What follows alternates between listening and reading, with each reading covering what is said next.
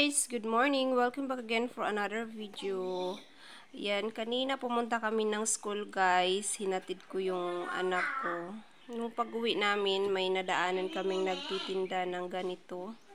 Yan, pero hindi ko alam yung pangalan nito guys. Nakalimutan ko ata. Ano yung pangalan nito? Oh, diba? Ang sarap niya guys. Masarap talaga to.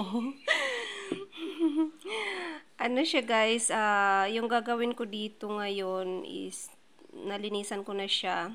Igigisa natin to siya guys sa luya, sibuyas, bawang ahos, tsaka kamatis. Yan. So pagkatapos niyan guys, lagyan lang natin ng 2 cup ng tubig. Ayan. Then, maglagay tayo ng malunggay. O, diba? So, konti lang yung malunggay ko, guys, dahil, alam nyo, nilalagay ko din to. Masarap kasi yung bulaklak ng malunggay. So, konti lang yung ilalagay natin dahil konti lang naman yung ating shell. Sino yung may gusto? Bibigyan ko. So, ayan guys. Maganda to siya guys sa mga mami na nagve-breastfeed. Ito yung lagi.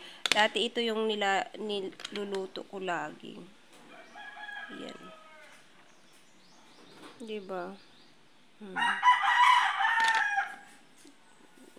Ayan. So, kailangan din natin kumain ng mga seafoods once a week or twice a week para naman maganda din yung benefits nito sa katawan natin, sa kalusugan natin. Diba? Isa ka din ba sa mahilig sa seafoods? O, diba?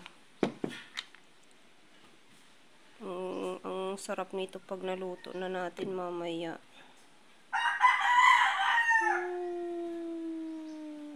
Ayan siya. Meron maliliit, meron malalaki. Kasi halo-halo naman yung ano nila. So, ayan guys. Yan lang for today's video guys. Thank you so much for watching. See you on my next vlog. Bye!